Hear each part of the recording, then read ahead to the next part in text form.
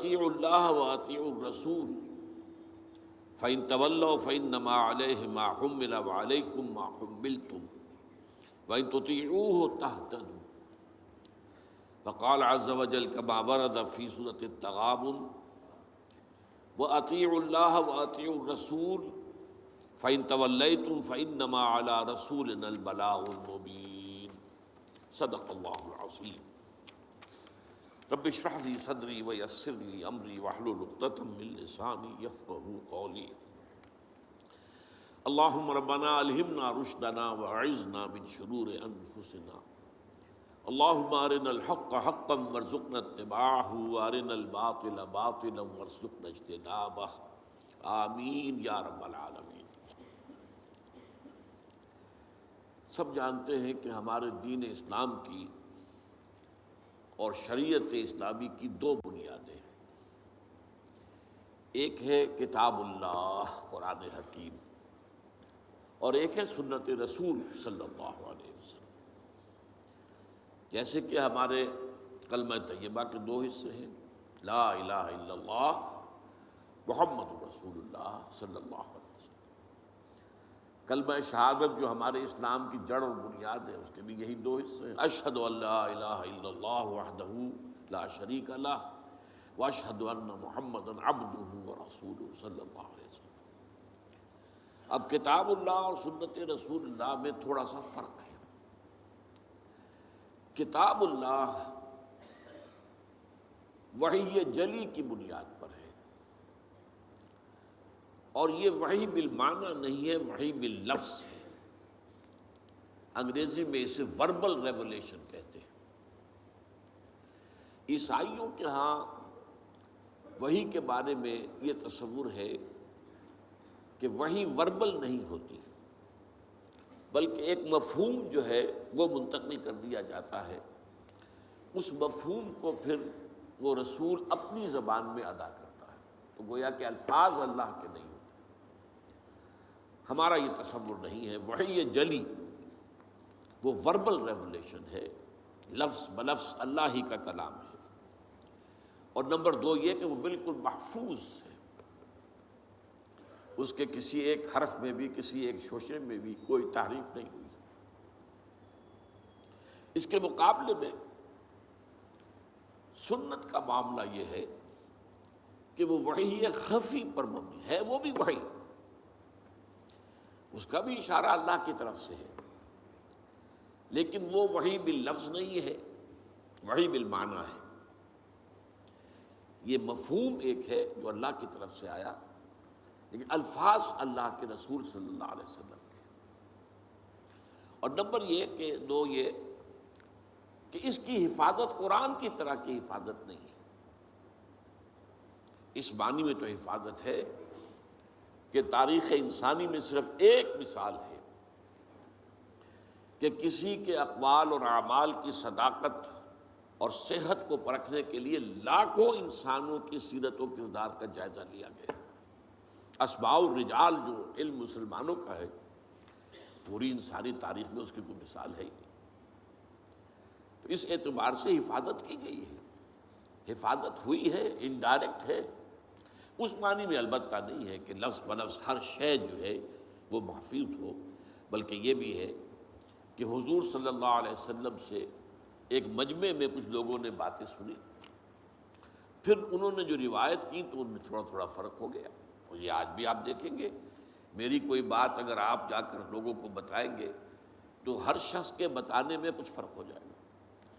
چنانچہ جس کو کہا گیا ہے ام السنہ حدیث جبرائیل، وہ 40 میں نمبر 2 پر آئے گی.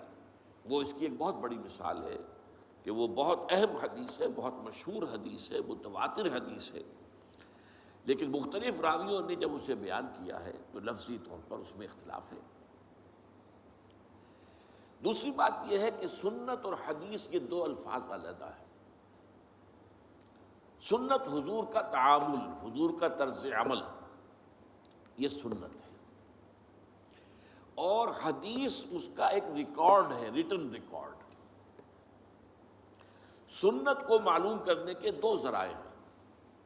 ایک حدیث جس پر ہم گفتگو ابھی کریں گے مزید، ایک امت کا تواتر عمل، حضور کو عمل کرتے ہوئے دیکھا صحابہ نے تو آپ کی پیروی کی، آپ کی نقل کی، صحابہ کو عمل کرتے ہوئے دیکھا تابعین نے تو آپ کی ان کی پیروی کی اور ان کی جو ہے ان کے نقش قدم پر چلے۔ تو اس طرح ہوتا ہوتا نسل بعد نسل تواتر کے ساتھ بہت سی چیزیں ہیں جو امت میں منتقل ہوتی چلی آئی۔ تو یہ تواتر عمل جو ہے امت کا، یہ سنت کا علم حاصل کرنے میں دوسرا اہم اس کی سورس ہے۔ عام طور پر لوگ سنت اور حدیث کو مترادف سمجھ لیتے ہیں، یہ دو الفاظ مختلف ہیں، ان کا مفہوم جدا ہے۔ اب حدیث اور سنت یہ دونوں الفاظ جو ہیں اللہ کے لیے بھی آئے ہیں، رسول کے لیے بھی آئے ہیں۔ مثلا سنت اللہ التی قد خلت من قبل ولن تجد لسنت اللہ تبدیلا ولن تجد لسنت اللہ تحویلا، یہ اللہ کا قانون رہا ہے، طرز عمل رہا ہے، اللہ کا تعامل رہا ہے ان لوگوں کے بارے میں جو پہلے ہو گزرے ہیں، اور تم نہیں دیکھو گے کہ اللہ کے سنت میں، اللہ کے قانون میں، اللہ کے طرز عمل میں، اللہ کے تعامل میں کوئی فرق واقع ہو، نہ تبدیلی نہ تحویل۔ اسی طرح فرمایا سنت من قد ارسلنا قبلک من رسلنا ولن تجد لسنتنا تحویلا، یہ اللہ کی سنت، اللہ کا قانون، اللہ کا طریق عمل، اللہ کا طرز عمل ہے ان سب کے بارے میں جو نبیوں اور رسولوں میں آپ سے قبل گزر چکے ہیں، اور آپ اللہ کی سنت میں کہیں کوئی تبدیلی نہیں پائیں گے۔ تو یہ اللہ کی سنت ہے، تو رسول کی سنت اور اللہ کی سنت۔ اسی طریقے سے حدیث، سورہ نساء میں فرمایا وَمَنْ أَصْدَقُ مِنَ اللَّهِ حَدِيثًا، قرآن کیا ہے؟ یہ حدیث اللہ ہے، اللہ کی بات ہے، اور تم نہیں پاؤ گے اللہ سے بڑھ کر کوئی سچا اپنی حدیث میں۔ اللہ کی حدیث سے بڑھ کر سچی اور کون سی حدیث ہو سکتی ہے؟ اسی طرح فرمایا گیا فَبِأَيِّ حَدِيثٍ بَعْدَهُ يُؤْمِنُونَ، اس حدیث کے بعد یعنی حدیث اللہ قرآن مجید کے بعد اگر یہ اس پر ایمان نہیں لا رہے تو پھر اور کس پر ایمان لائیں گے؟ کیا قرآن سے آگے بھی کوئی بات آنے والی ہے؟ یہ تو ویسے بھی آخری کتاب ہے، اور واقعہ یہ ہے کہ حرف آخر ہے۔ اسی طرح حدیث کے لیے، حضور کے لیے لفظ آیا ہے وَإِذْ أَسَرَّ النَّبِيُّ إِلَىٰ بَعْضِ أَزْوَاجِهِ حَدِيثًا، ایک واقعے کا ذکر کرتے ہوئے جب نبی صلی اللہ علیہ وسلم نے اپنی ازواج میں سے بعض کے پاس اپنی ایک حدیث، اپنی ایک بات بطور راز رکھی، تو سنت کا لفظ بھی سنت اللہ، سنت رسول، حدیث اللہ، حدیث الرسول صلی اللہ علیہ وسلم۔ اب چلیے حدیث کسے کہتے ہیں؟ دو موٹے الفاظ یاد کر لیجئے۔ حدیث دو طرح کی چیزوں پر مشتمل ہے، ایک اخبار کہلاتے ہیں، خبر کی جمع اخبار، ایک آثار کہلاتے ہیں، اثر کی جمع آثار۔ خبر کسے کہتے ہیں؟ حضور کا کوئی قول ہو، کوئی فعل ہو یا تقریر ہو۔ اب یہ تقریر کو آپ نہیں سمجھتے، تقریر تو آپ سمجھتے جو میں کر رہا ہوں یہ تقریر ہے، یہ تو ہے تقریر۔ اصل میں تقریر یہاں اس کے معنی کیا ہے کہ کوئی کام حضور کے سامنے کیا گیا اور آپ نے روکا نہیں، برقرار رکھا، تو اسے ایک سند حاصل ہو گئی۔ جب حضور کے سامنے کام کیا، آپ نے دیکھا اور آپ نے منع نہیں کیا، روکا نہیں، کہا جائز ہے، تو یہ گویا کہ ایک سند ہو گئی کہ حضور کی طرف سے ایک طرح کی اس کو منظوری جو ہے امپلائڈ، حضور کی طرف سے ریکگنیشن حاصل ہو گئی۔ تو حضور کے اقوال، حضور کے افعال، حضور کی تقریر، یہ کہلاتے اخبار، خبر کی جمع اخبار۔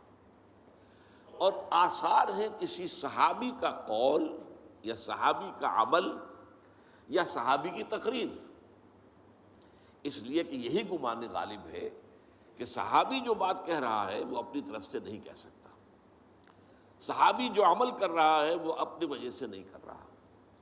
صحابی کا قول بھی، صحابی کا عمل بھی، اور صحابی کی تقریر بھی، جیسے رسول کا قول، رسول کا عمل، رسول کی تقریر، یہ اخبار ہے۔ صحابی کا قول، صحابی کا عمل، صحابی کی تقریر، یہ آثار ہیں، اور ان دونوں کو جمع کر کے حدیث کہتے ہیں۔ حدیث کے اندر اخبار بھی ہے اور آثار بھی ہے۔ اب آئیے حدیث جو رسول کی ہے اس میں یہ جان لیجئے کہ اس کے دو حصے ہوتے ہیں۔ ایک متن، حضور نے کیا فرمایا، ایک ہے سند، حضور سے کس نے سنا، اس سے کس نے سنا، اس سے کس نے سنا، اس سے کس نے سنا، یہ روایت کہلاتی ہے۔ اور یہ لنکس، یہ کڑیاں جو ہیں، یہ راوی کہلاتے ہیں۔ اب اگر حضرت امام بخاری کوئی حدیث اپنی کتاب میں لا رہے ہیں تو اپنی شخصیت سے لے کر حضور تک کے درمیان کے تمام لنکس دینے پڑیں گے، تب وہ بات جو ہے وہ حدیث ایک مستند درجے کی حدیث سمجھی جائے گی۔ یہ ہے روایت، کڑیاں، حضور سے صحابی نے، صحابی سے تابعی نے، تابعی سے تبع تابعی نے، بعض اوقات صحابی صحابی سے روایت کرتے ہیں۔ کسی ایک موقع پر ایک صحابی موجود تھے، دوسرے نہیں تھے، تو انہوں نے وہ بات سنی ہے، اب انہوں نے دوسروں کو بتائی تو وہ ان صحابی کے حوالے سے بات کریں گے۔ لیکن یہ کڑیاں جو ہیں یہ ہونی چاہیے حضور کی شخصیت مبارکہ سے لے کر محدث تک۔ پھر محدث سے ہمارے ہاں علماء کے اندر سند چلتی ہے۔ جو لوگ بھی دینی علوم سے فارغ التحصیل ہوتے ہیں ان کی بھی سند ہے، بخاری سے لے کر بھی نیچے تک بات آئے گی کہ جو محدث آج بیٹھا ہوا حدیث بیان کر رہا ہے، اگر وہ واقعی محدث ہے تو امام بخاری سے اپنے تک بھی اس کے پاس سلسلہ ہونا چاہیے۔ آپ اندازہ کیجئے کہ اس حدیث کے لیے کتنی محنتیں کی گئی ہیں اور کس قدر کوششیں ہوئی ہیں، اور یہ سند کی چھان بین کے لیے میں نے آپ سے عرض کیا تھا۔ تاریخ انسانی میں سند میں دیکھنا یہ پڑتا ہے کہ فلاں شخص جو بیچ میں آ گیا ہے اس کے بارے میں کوئی ایسی رپورٹ تو نہیں ہے کہ وہ جھوٹا تھا، کوئی ایسی بات تو نہیں ہے کہ اسے کچھ یادداشت اس کی کمزور ہو گئی تھی، کوئی سوء حفظ کا کوئی عارضہ تھا کہ بات یاد نہ رہتی۔ تو چھان بین تمام راویوں کی، اس کا نام ہے اسماء الرجال، لوگوں کے نام، راویوں کے تمام نام اور ان کی سیرت و کردار کے بارے میں سند۔ جیسا کہ میں نے عرض کیا تاریخ انسانی میں یہ معاملہ کبھی ہوا ہی نہیں۔ واحد ایک شخصیت ہے محمد الرسول اللہ صلی اللہ علیہ وسلم کی کہ آپ کے احادیث کو پرکھنے کے لیے تمام راویوں کے حالات معلوم۔ تو حدیث جمع ہے متن اور سند، اور سند کا میں آپ کو بتا چکا ہوں کہ وہ حضور سے لے کر محدثین تک بات آتی ہے۔ اب سند کے اعتبار سے حدیث کی بہت سی قسمیں ہیں۔ مثلاً یہ کہ مسند اور متصل وہ حدیث کہلائے گی جس کی ساری کڑیاں جو ہیں حضور سے لے کر محدث تک یہ انٹیکٹ ہے، متصل ہے، کہیں کوئی وقفہ نہیں آتا بیچ میں۔ مرفوع وہ حدیث کہلاتی ہے جو حضور کس سے روایت کی جا رہی ہو بات۔ اس کے مقابلے میں مرسل ایک تابعی کوئی بات کر رہے ہیں اور حضور سے وہ روایت کر رہے ہیں اور یہ نہیں بتا رہے کہ حضور کے اور ان کے درمیان کس صحابی نے انہیں بتایا ہے، اسے مرسل کہیں گے۔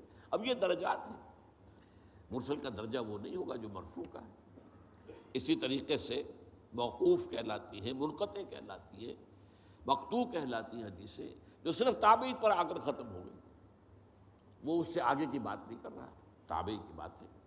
تو اس حوالے سے بہت سی قسمیں ہیں۔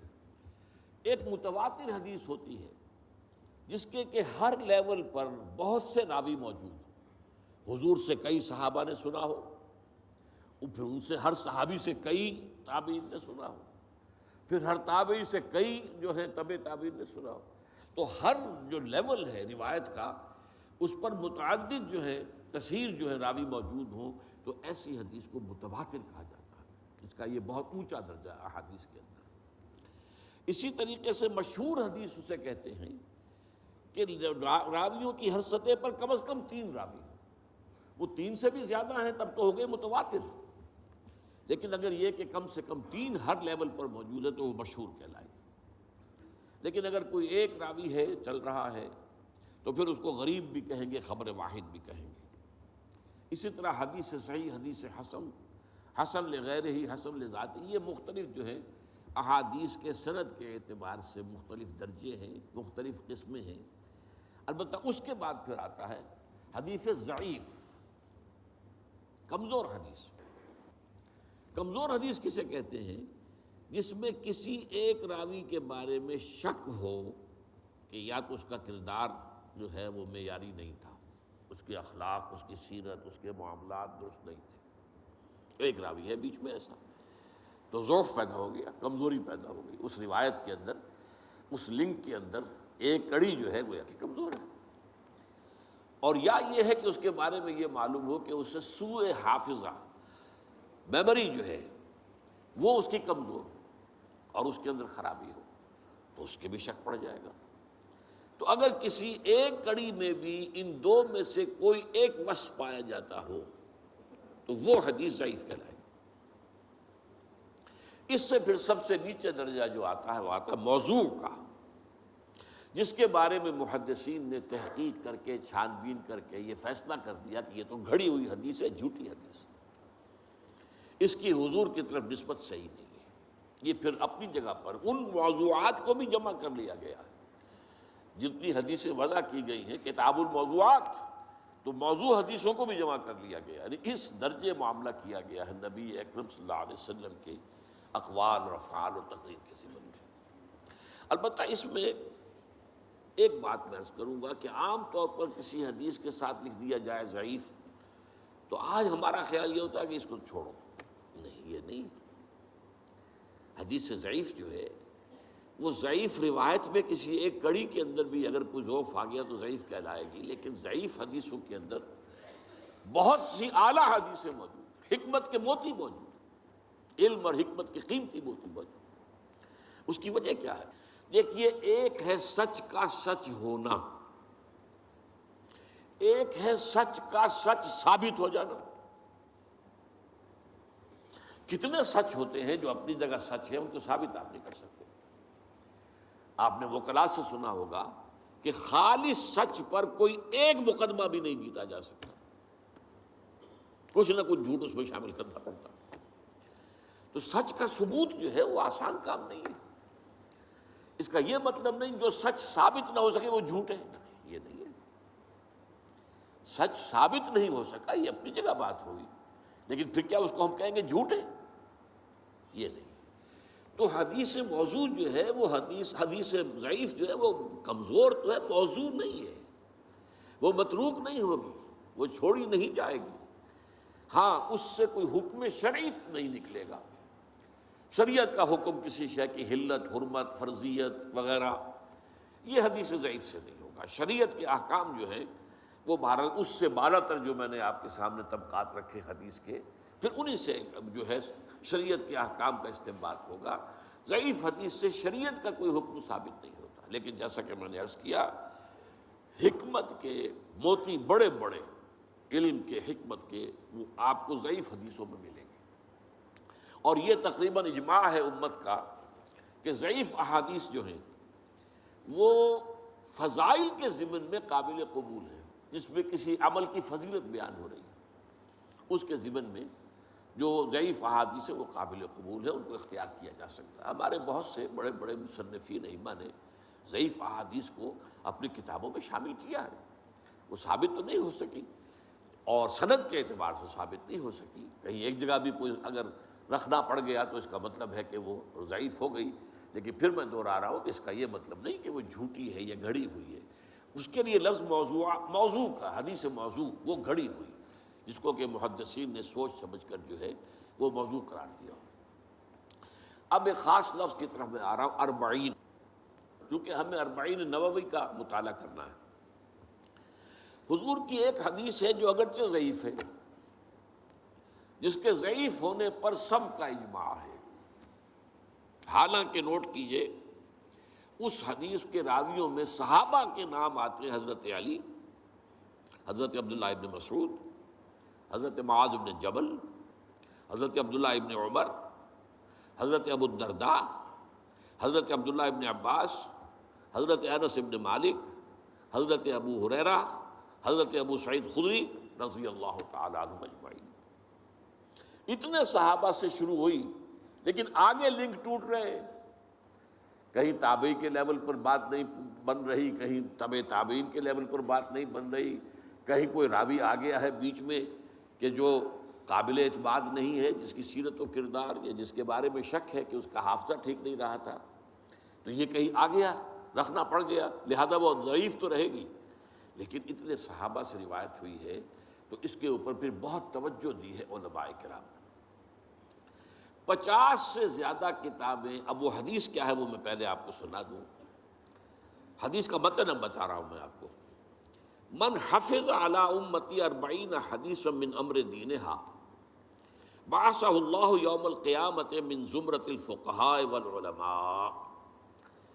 حدیث کا ایک مجموعہ ہے کنز العمال، جس میں ضعیف احادیث بھی ہے، صحیح احادیث بھی ہے، کنز العمال، اس میں یہ حدیث موجود ہے۔ اور جیسا کہ میں نے کہا صحابہ میں سے اتنے صحابہ کے نام میں نے آپ کو لے دیے، یہ سب کے سب فقہاء صحابہ میں سے، بہت چوٹی کے صحابہ میں سے۔ لیکن یہ ہے کہ وہ اس کی روایت، جیسا کہ میں نے عرض کیا، سارا دار و مدار روایت پر ہے، اسی کے اوپر معاملہ جو ہے حدیث کا مقام و مرتبہ متعین ہوگا۔ ترجمہ کیا ہے؟ جس شخص نے بھی میری امت کے لیے یا میری امت کی حفاظت کے لیے، اس کے دین و شریعت کی حفاظت کے لیے میری 40 حدیثیں حفظ کی، دین کے معاملے میں 40 حدیثیں حفظ کی، اللہ تعالیٰ اسے اٹھائے گا قیامت کے دن من زمرۃ الفقہاء، فقہاء میں، والعلماء، اور علماء میں۔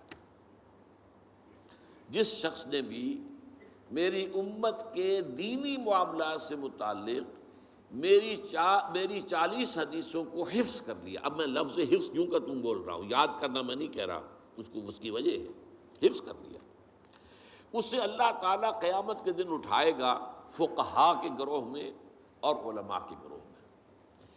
ایک روایت میں آیا ہے بعثہ اللہ فقیہا عالما، اللہ اسے اٹھائے گا اس حیثیت میں کہ وہ فقیہ اور عالم شمار ہو۔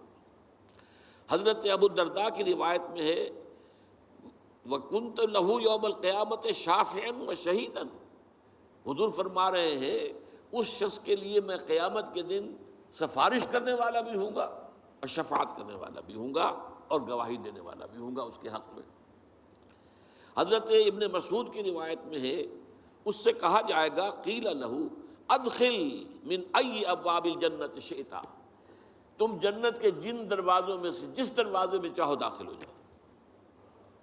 اور فی روایت ابن عمر، حضرت عبداللہ ابن عمر رضی اللہ تعالی عنہما کی روایت میں ہے کتب فی زمرۃ العلماء وحشر فی زمرۃ الشہداء، اس شخص کا نام لکھ لیا جائے گا علماء کی فہرست میں، اور وہ قیامت کے دن اٹھایا جائے گا، میدان حشر میں لایا جائے گا شہداء کے ساتھ۔ یہ میں نے حدیث کا آپ کو متن جو ہے، ایک تو بہت جو مشہور متن ہے پہلے وہ سنایا ہے، اور پھر مختلف راوی صحابہ کی طرف سے جو روایت ہو کر آئی ہے تو اس میں تھوڑا تھوڑا جو فرق آیا ہے وہ میں نے سنا دیا۔ اب یہاں نوٹ کیجئے کہ میں نے حفظ کے لفظ کو اس حدیث کے ترجمے میں کیوں برقرار رکھا۔ دیکھیے حفظ کا ایک عجیب تصور تو ہمارے ہاں ہے، قرآن کا حافظ ہے، مفہوم جانتا ہی نہیں، یہ کیسا حافظ ہے؟ یہ تو نام کا حافظ ہے۔ صحابہ کرام میں اگر کوئی صرف حفظ کرتا تھا تب بھی چونکہ عربی اپنی زبان تھی مفہوم جانتا تھا،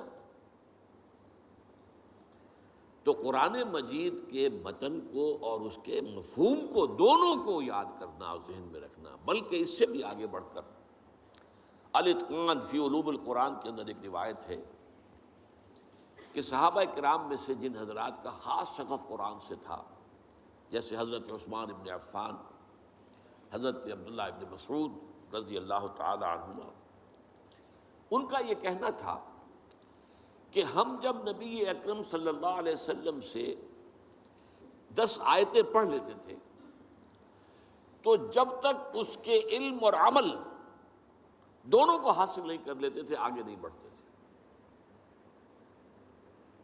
اب نوٹ کیا آپ نے، علم اور عمل، الفاظ ہی نہیں، علم بھی، یعنی 3 چیزیں اب جمع کیجئے، الفاظ ان کے حافظے میں محفوظ ہو جائے، علم ان کے ذہن میں آ جائے، اور عمل ان کی سیرت کا حصہ بن جائے۔ 3 شرطیں پوری ہوں گی تو وہ حافظ کہلائے گا۔ اب اس اعتبار سے اس حفظ کے لفظ کو یہاں اپلائی کیجیے۔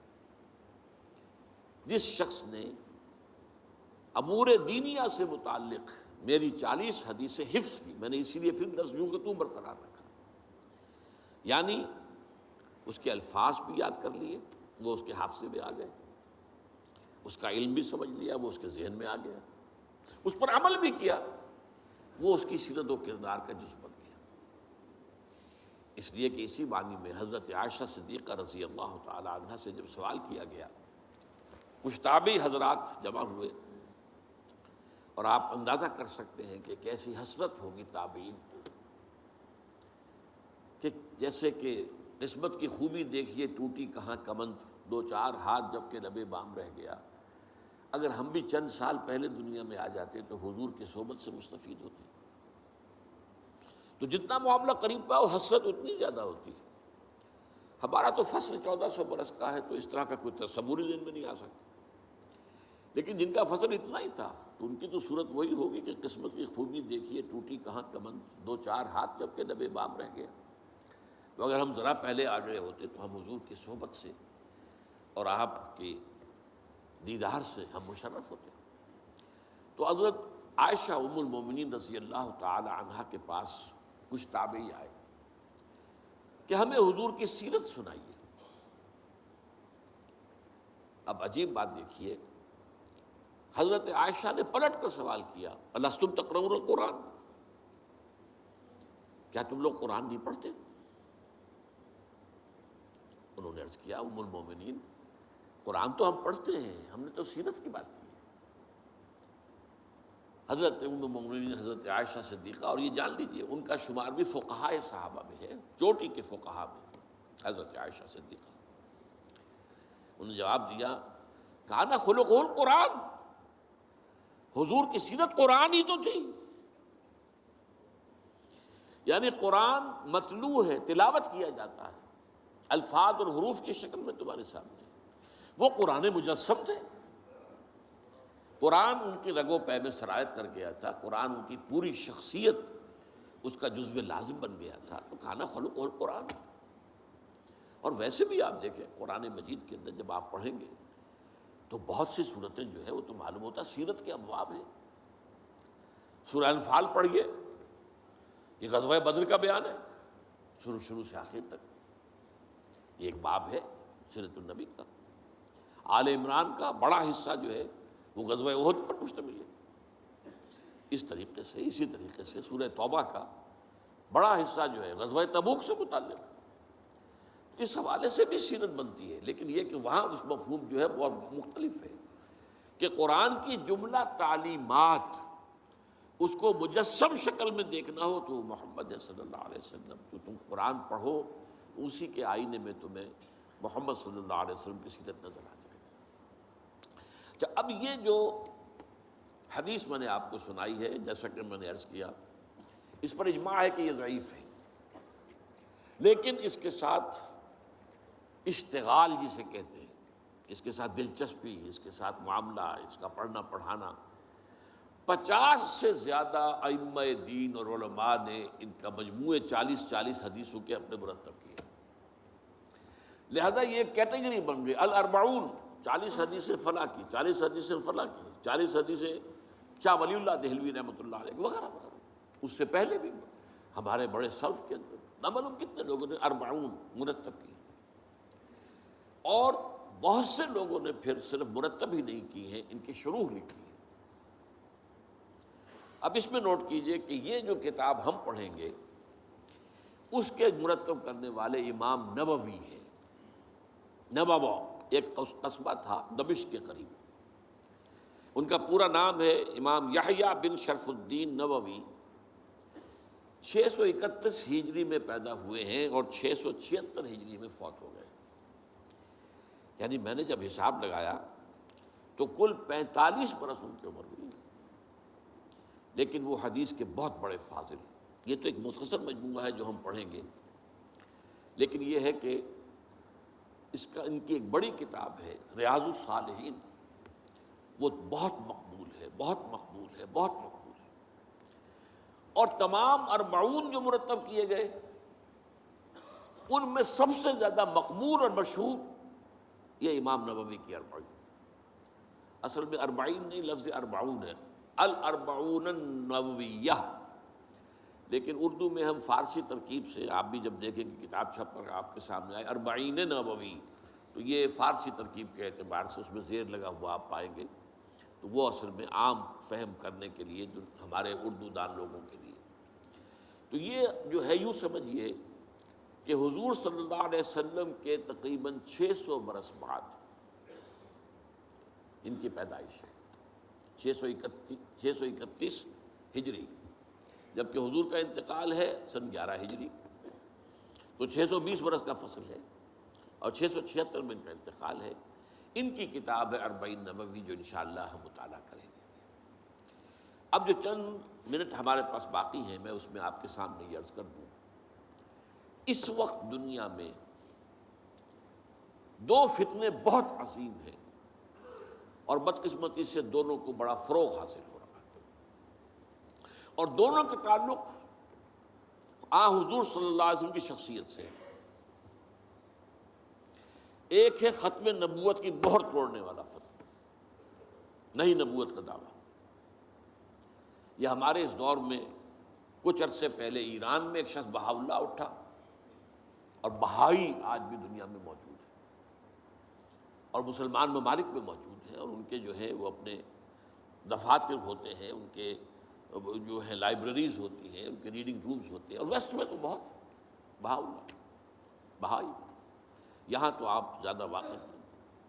لیکن اس کے بعد جو بہت بڑا فتنہ اس وقت ہے، جسے مسلسل فروغ حاصل ہو رہا ہے ابھی، اور اسے وہ اپنی صداقت کے دلیل کے طور پر استعمال کر رہے ہیں،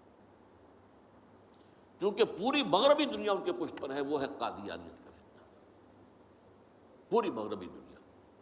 آج آپ کو معلوم ہے پورا مغرب لفظ جہاد سے کانپتا ہے، جہاد کو گالی بنا دیا، جہادسٹ، یہ گویا کہ ان کے نزدیک کسی کو کنڈیم کرنا ہو تو جہادسٹ ہے یہ، تو یہ جہاد، اس جہاد یعنی قتال کی نفی کی تھی غلام احمد قادیانی نے، اسی لیے انگریزوں کا چہیتا بنا تھا، اس لیے کہ ظاہر بات ہے کہ ہندوستان میں انگریز آ تو گیا تھا، لیکن اس نے یہ نوٹ کر لیا تھا کہ مسلمانوں کے اندر تو جراثیم موجود ہے بغاوت کے، مسلمانوں نے دل سے ہمیں تسلیم نہیں کیا، اس کی وجوہات تھی۔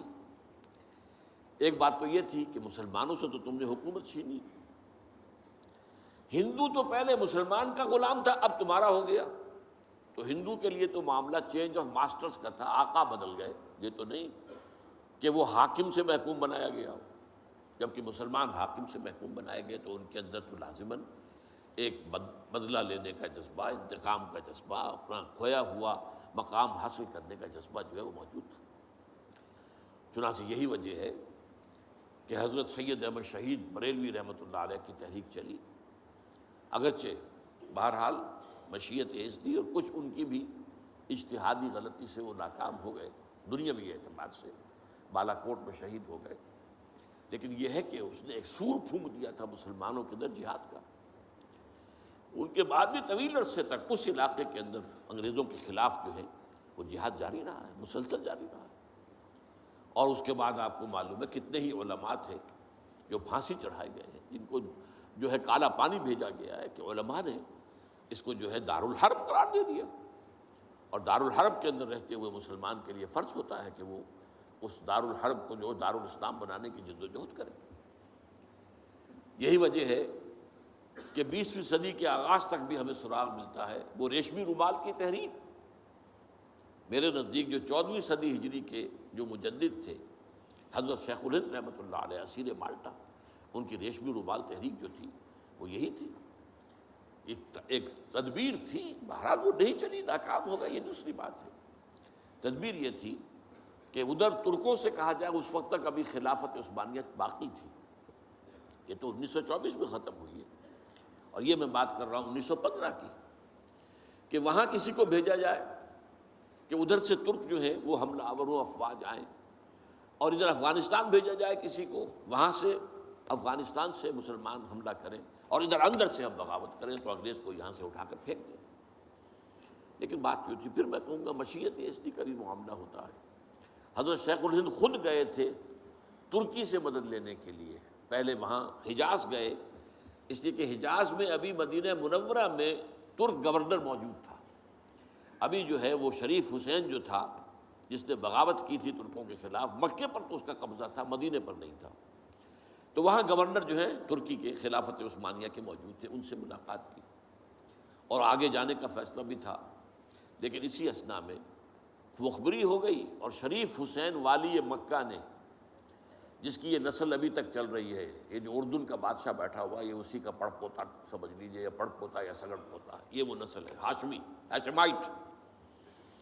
اس نے حضرت شیخ الہند کو گرفتار کر کے اور چاندی کی تشتری میں رکھ کر انگریز کو پیش کر دیا، یہ آپ کا باغی یہاں پر آ کر اور آپ کے خلاف سازشیں کر رہا ہے. اور دیکھیے انگریز انہیں کہاں لے گیا؟ مالٹا، میڈیٹرینین سی کا ایک جزیرہ، بحیرہ روم کا. آخر ہندوستان میں بھی تو واپس لا سکتا تھا، ہندوستان کی کسی جیل میں نہیں. اقبال کے نفس سے ہے لالے کی آگ تیز، ایسے غزل سرا کو چمن سے نکال دو. تو وہاں رکھا ہے انہیں 4 سال وہاں پر وہ. اور ٹی وی جو ہے وہ اپنی آخری حد کو پہنچی ہے تو چھوڑا ہے کہ ہماری اگر قید کے اندر یہ انتقال ہو گیا ان کا تو پھر طوفان اٹھ جائے گا. تو ایک فتنہ تو یہ ہے جو ختم نبوت کا، چونکہ اس قتال کے خلاف فتویٰ دیا تھا، دین کے لیے حرام ہے اب دوستو قتال، قتال فی سبیل اللہ ختم ہو گیا. لہذا انگریزوں نے ان کا چہیتا بنا اور ان کے فتنے. آج بھی پورا ویسٹ جو ہے، یورپ میں، امریکہ میں، انگلینڈ میں آج کل ان کا مرکز ہے. اور ان کے خطبے جو ہیں، اس کے امام جو کہلاتا ہے خلیفہ، وہ آپ کو معلوم ہے کہ وہ سیٹلائٹس کے اوپر جو ہے وہ نشر ہوتا ہے. دوسرا فتنہ جو ہے جو اپنی تاثیر کے اعتبار سے اس پہلو سے اس سے بھی زیادہ خطرناک ہے کہ وہ زیادہ پھیل رہا ہے اور اس کا ادراک اور احساس نہیں ہے. ختم نبوت کا معاملہ تو ایسا ہے جو اتنا واضح ہے، کسی کا نبوت کا دعویٰ کرنا اتنا واضح ہے کہ ہر مسلمان سمجھ لے گا کہ واقعی وہ تو دائرہ اسلام سے خارج ہو گئے، اور جو اسے مانے وہ دائرہ اسلام سے خارج. چنانچہ یہ فیصلہ جو ہے ہمارے ہاں آپ کو معلوم ہے سرکاری سطح پر، حکومتی سطح پر، ریاست کی سطح پر، پارلیمنٹ نے طے کیا کہ قادیانی خواہ وہ ربوائی ہے اصل قادیانی، خواہ وہ لاہوری ہے جو لاہوری احمدی اپنے آپ کو کہتے ہیں، وہ دونوں دائرہ اسلام سے خارج ہیں. لیکن یہ دوسرا فتنہ وہ ہے کہ جو اندر ہی اندر جیسے دیمک جو ہے لکڑی کو کھا جاتی ہے، ان کا یہ فتنہ ہے انکار حدیث کا فتنہ. قرآن مانیں گے، قرآن کو سمجھیں گے، حدیث ہاں ٹھیک ہے، حدیث اپنی جگہ ہے، اس میں اخلاقی تعلیمات جو ہیں ان کو ہم سر سے سینے سے لگائیں گے. لیکن مطاع جو ہے حضور کی ذات صرف اپنے زمانے کے لیے تھی، بعد کے لیے نہیں. میں نے جو آج آپ کو آیات سنائی تھی، قل اطیعوا اللہ واطیعوا الرسول، اے نبی کہہ دیجیے اطاعت کرو اللہ کی اور اطاعت کرو رسول کی صلی اللہ علیہ وسلم. فَإِن تَوَلَّوْا، پھر اے نبی اگر یہ پیٹھ موڑ لے، فَإِنَّمَا عَلَيْهِ مَا حُمِّلَ وَعَلَيْكُمْ مَا حُمِّلْتُمْ، تو ان سے کہہ دیجئے، انہیں یہ بات بتا دیجئے کہ جو ذمہ داری ہم نے ڈالی اپنے رسول پر وہ اسی کے مسئول ہوں گے، جو ذمہ داری تم پر پڑی ہے اس کے مسئول تم ہوگے. وَإِن تُطِيعُوهُ تَهْتَدُوا، اور اگر تم ان کی اطاعت کرو گے تبھی تم ہدایت پر ہوگے. دوسرا سورۃ تغابن کی آیت میں نے آپ کو سنائی تھی، وَأَطِيعُوا اللَّهَ وَأَطِيعُوا الرَّسُولَ فَإِن تَوَلَّيْتُمْ فَإِنَّمَا عَلَىٰ رَسُولِنَا الْبَلَاغُ الْمُبِينُ. اطاعت کرو اللہ کی، اطاعت کرو رسول کی صلی اللہ علیہ وسلم. پھر اگر تم نے پیٹھ موڑ لی تو جان لو کہ ہمارے رسول پر تو صرف پہنچا دینے کی ذمہ داری تھی، آگے تم مسئول ہو کہ تم تک جو پہنچا دیا گیا تھا پیغام تم نے اسے قبول کیوں نہیں کیا. یہ جو اطاعت رسول ہے یہ دائمی ہے، یہ ایسا نہیں ہے کہ صرف حضور اس کے لیے الفاظ استعمال کر دیتے ہیں. وہ مرکز ملت اپنے دور میں اپنے زمانے میں مرکز ملت تھے محمد صلی اللہ علیہ وسلم، لہٰذا امیر جماعت کی حیثیت سے، امیر ملت کی حیثیت سے ان کا حکم مانا جانا ضروری تھا. لیکن آئندہ تو جو بھی امیر ہوگا، جو بھی مرکز ملت ہوگا، جو بھی حکومت بنے گی، جو بھی مسلمانوں میں حاکم ہوگا، ان کی اطاعت فرض ہے۔ اور یہ فتنہ اس تیزی سے پھیلا ہے، اس تیزی سے پھیلا ہے، اس لیے کہ شریعت کی بہت سی پابندیاں ان لوگوں نے اسی حوالے سے حدیث کو اٹھا کر پھینک دیا۔ پردہ کوئی شے نہیں ہے، کوئی خاص شے نہیں ہے، پردہ جو ہے یہ تو ایک خاص دور کا کلچر تھا بس۔ اب قرآن مجید کی آیات کی جو ہے وہ غلط تعویلیں کر رہے ہیں، ترجمے غلط کر رہے ہیں۔ اب عام آدمی جو ہے، عام جدید تعلیم یافتہ آدمی جو ہے، اسے کہاں عربی کا پتہ ہے؟ وہ اسے کہاں پتہ چلتا ہے کہ یہ جو آیت کا ترجمہ کیا جا رہا ہے یہ غلط کیا جا رہا ہے، ٹیڑھا کیا جا رہا ہے؟ یہی آیات کے ترجمے میں تحریف قادیانیوں نے کی ہے۔ ان کا ایک عام مبلغ اور ان کے زیر اثر کوئی شخص آئے آپ سے بات کرے، آپ ہکا بکا رہ جائیں گے، وہ آیتوں پر آیتیں پیش کرے گا، لیکن ترجمے اس کے غلط کر رہے ہیں۔ آخر وہی آیتیں ہیں جو 1400 برس تھے مسلمان جو ہیں صحابہ سے لے کر اور ہمارے دور تک علماء پڑھتے آئے ہیں، ان کا ترجمہ انہوں نے کیا۔ تو یہاں پر بھی یہ ہے کہ وہ تعویلیں غلط کرتے ہیں، اور ایسی ایسی تعویلیں کہ ذرا سے بھی عقل اگر ہوتا کیا ہے، انسان کی مت ماری جاتی ہے۔ کسی خاص معاملے میں آپ کسی شخص سے متاثر ہو گئے، اب اس کی ہر بات آپ قبول کرتے جائیں گے، اس پر جو ہے تنقیدی نگاہ نہیں ڈالیں گے، یہ کمزوری ہے۔ چنانچہ ایسی ایسی تعویلیں بھی ہیں کہ یہ قرآن مجید میں جو آیا ہے کہ چور مرد ہو یا عورت ہو کے ہاتھ کاٹ دیے جائیں، اس کا مطلب ہاتھ کاٹنا نہیں ہے، تو مولویوں نے خام غلط بات سمجھی ہے، تو بڑا وحشیانہ فعل ہے۔ اس کا مطلب یہ ہے ہاتھ کاٹ دو، جیسے کہ کبھی والدین کہتے ہیں اپنے بیٹے تم نے تو ہمارے ہاتھ کاٹ دیے، یعنی کوئی معاملہ ایسا ہے کہ تم نے ایسی بات کر دی ہے کہ اب ہمارے پاس کچھ نہیں رہا، کوئی چارہ کاری نہیں، تو گویا کہ تم نے ہمارے ہاتھ کاٹ دیے۔ تو ایسا معاشرہ پیدا کر دو کہ چوری کی ضرورت ہی نہ ہو، بس یہ ہے ہاتھ کاٹ دینا، معاذ اللہ۔ حالانکہ قرآن مجید اس کے بعد کہتا ہے جزاء لما کسبا نکالا من اللہ، یہ جو سزا ہے اللہ کی طرف سے اور ان کے کیے کا کرتوت کا بدلہ ہے، یہ بات کہی جا رہی ہے۔ تو یہ جو ہے ایسا نظام قائم کر دینا، یہ کوئی سزا ہے؟ یہ کوئی عبرت کی بات ہے؟ یہ تو بہت اچھی بات ہے۔ لیکن یہ کہ وہ لوگ جو پرویز غلام احمد پرویز، عجیب بات یہ ہے کہ پنجاب نے یہ دو غلام احمد پیدا کیے، غلام احمد قادیانی، غلام احمد پرویز۔ ایک نے مہر ختم نبوت کو توڑا اور ایک نے حدیث کے بارے میں اور مستقل طور پر سنت رسول کو شریعت کے بنیاد ہونے کی حیثیت سے چیلنج کر دیا۔ اور یہ فتنہ میں آپ سے عرض کر رہا ہوں، آج چونکہ جیسے قادیانیوں کو پوری مغرب کی سپورٹ ہے، ایسے اس فتنے کو بھی، کیونکہ وہ کلیش آف سویلائزیشن میں اسلامی تہذیب کو ختم کرنے کے درپے ہو گئے ہیں، اور اسلامی تہذیب کا اور شریعت کا دار و مدار اکثر و بیشتر تو حدیث پر ہے، سنت پر ہے، لہٰذا وہ دین کی جڑ کاٹنے کے لیے یہ جو انکار حدیث کا فتنہ، یہ استخفاف حدیث کا فتنہ ہے، اس کو سپورٹ کر رہے ہیں۔ اور رینڈ کارپوریشن کی جو سفارشات ہیں ان میں شامل تھا یہ کہ ایسے ماڈرنسٹ کہ جو اسلام کی ایسی تعبیریں کریں جو ہماری تہذیب کے ساتھ مماثل ہو جائیں، تو ان کو سپورٹ کیا جائے، اور انہیں خاص طور پر الیکٹرانک میڈیا پر انہیں ایکسپوجر دیا جائے، اور آج یہ ہو رہا ہے پاکستان میں بڑے پیمانے پر۔ تو یہ جو ہے اس اعتبار سے آج زیادہ ضرورت ہے کہ ہم حدیث نبوی کا مطالعہ کریں، تاکہ اس کی عظمت جو ہے وہ ہمارے دلوں میں جاگزیں ہو جائے، اور حضور صلی اللہ علیہ وسلم کے ساتھ ایک محبت کا اشتوا جو ہے رشتہ مضبوط ہو جائے۔ اقول قولی ھذا واستغفر اللہ لی ولکم ولسائر المسلمین والمسلمات۔